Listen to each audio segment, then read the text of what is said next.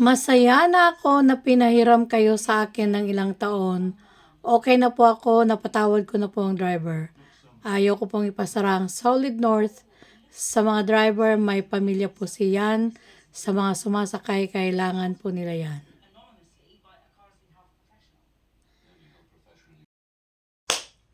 Magandang hapon po mula sa Cherry Hill, New Jersey.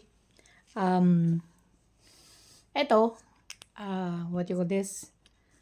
Nahirapang maglakad pero kinakaya. Oh, tapos ko lang maghugas ng mga hugasin. So, ito na naman. Ako. At of course, sa mga matagal nang sumusubaybay sa akin, habang nandito ako sa Amerika, nag-vlog ako talaga kung something interesting yung nakakapukaw ng aking, what do you call this? Kung ano yung nakakapukaw ng aking pansin. Like, kung ano yung napapansin ko na something na like, oh my gosh, yung bang pang ganon. Kumbaga, para bang nakahiga na ako, tapos biglang may nag-notification sa cellphone ko, mga ganon. So anyways, as everybody know about yung nangyari sa Esitex na nagkarambulan na maraming namatay. Actually, may video ko, hindi ko alam kung maipapalabas ng aking editor yung video na yon. Na ano ako na like, what happened is nakita ko itong post ng about yung sinabi ng driver ng van na namatay din yung kanyang asawa at kanyang anak. Yet, he said na salamat. At nakasama ko kayo ng ilang taon.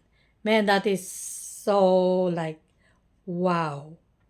Because honestly, sabi niya ayaw kong ipasara ang Solid North because right now, tinanggal lahat ang mga plate numbers ng mga Solid North and they're not letting them, as of yesterday anyway, hindi ko alam ngayon, hindi sila hinahayaan na magbiyahe pending investigation. So, for someone like that na nawalan ka ng asawa at anak, and then he's able to say na napatawad ko na yung driver, nagpasalamat siya, tinignan niya yung ito yung sinasabi ko na sa isang napakapangit na sitwasyon is nakita niya yung silver lining. Nakita niya yung maganda sa isang pangit na sitwasyon.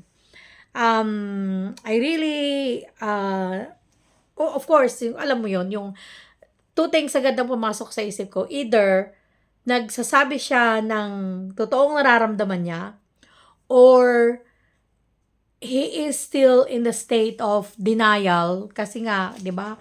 Parang ilang araw pa lang yung nangyari and he lost both of his wife and his kid, and so either that or the third option is that he really have a strong faith in God na nakita niya na sa kabila ng pangit na pangyayari na yon, his faith in God remains intact. Kasi, sa totoo lang, marami, pag ganyan ang nangyari, they're going to sasabihin nila na bakit sa akin nangyari to, bakit sa pamilya ko, Lord, bakit mo hinayaan na mangyari ang malagim na pangyayaring ito? If ever others probably na sasabihin na, nako, Lord, bakit naman pinagsabay mo pa ang aking asawa at anak? O di na lang ako. Mga ganun ba? Yung bang may paninisi sa Diyos, which is, again, ako, I will not going to condone. Hindi ko pwedeng sabihin na mali yan. No. Hindi natin pwedeng sabihin yon. Tao lang tayo. Ang Diyos, if ever we blame Him, naiintindihan niya yan. At yun ang aking pananaw, no? Pero itong mamang ito, na driver ng van, at nasabi niya yon is really whatever his kung ano man yung nag-udyok sa kanya para ganon katindi ang kanyang faith, ang kanyang pananalig, ang kanyang malawak na pangunawa, ang kanyang for him to think na nagpasalamat siya sa ilang taon na nakasama niya ang kanyang mag-ina. Again, like I said, that's hard. Napakahirap yon na sabihin ng isang tao pag ikaw ay nasa sitwasyon na ganon. If it's me, nagiging totoo lang ako, I would probably question. I would probably going to say, kasi ilang araw pa lang alam mo yon yung siguro kung medyo humupa na, like time healed already, then I can say na napatawad ko na yung driver o ayaw kong mawalan ng prangkisa ang Solid North. My reaction at this point, kung sa akin nangyari yun, is papatanggal ko sila ng prangkisa. I will even going to probably blame the Department of Transportation, the Land Transportation Office, yung mga nagbibigay kayo ng mga lisensya sa mga taong walang alam sa mga batas trapiko. I would probably say all that. Kaya napakalaking hanga ko sa survivor na to, na nasabi niyang ganon, at talagang hindi ako makapalike, wow, he is something. He's really something. Kaya yun nga, yung either talagang malakas ang kanyang faith, pananampalataya, and also that is he's just being malawak ang kanyang pangunawa. It's tough. That's a tough act to follow. Mahirap gayahin yung naging attitude ng driver survivor na to. I don't know what you guys think. Kung not even imagine, ako hindi ko ma-imagine talaga yung pangyayaring yon, lalo na ikaw ang nag-drive, your passengers. Kaya pag ako'y nagdra-drive, kung ako ay mag-isa lang sa sasakyan ko, I drive lang yung maximum na speed limit. Kumbaga, okay lang magbilis.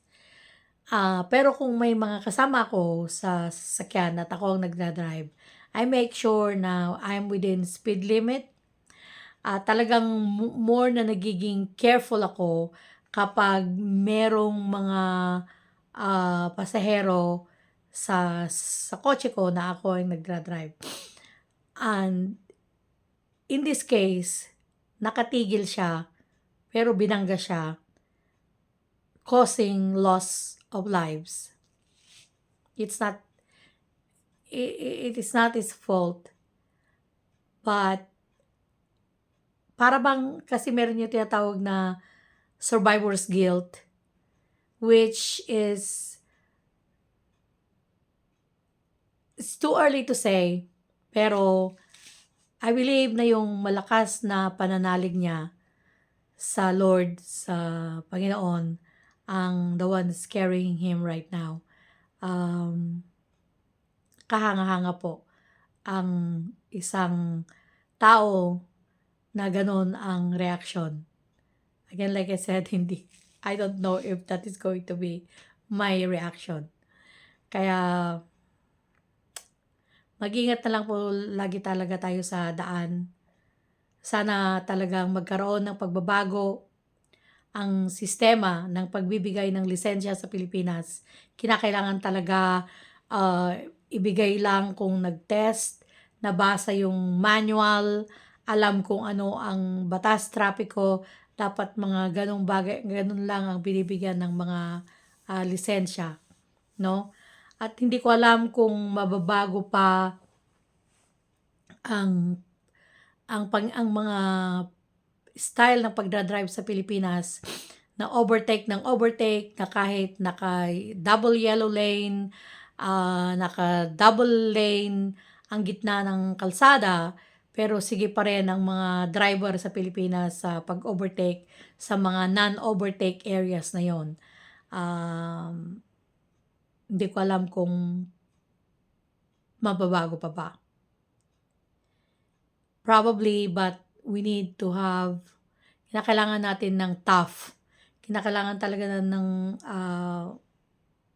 we need tough people sa gobyerno para mapasunod ang mga tao na gawin ang tamang pagmaneho.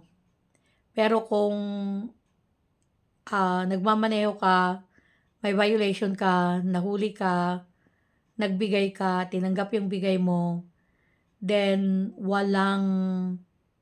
I don't think na there's ever going to change, na magkakaroon ng pagbabago.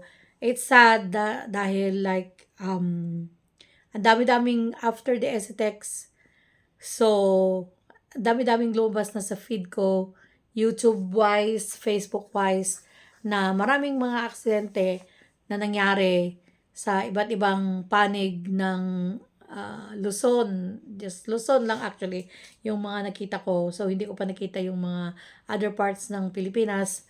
At yun nga, nakakalungkot kasi lives and properties are destroyed because walang disiplina ang mga ibang mga drivers sa Pilipinas.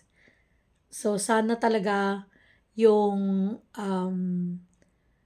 pagkamatay ng mga pasaherong ito ay maging wake-up call sa mga nakaupo sa gobyerno na maging consistent sa pagpapatupad ng batas. Thank you po. Sama-sama po tayong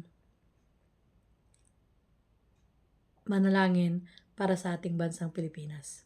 Thank you.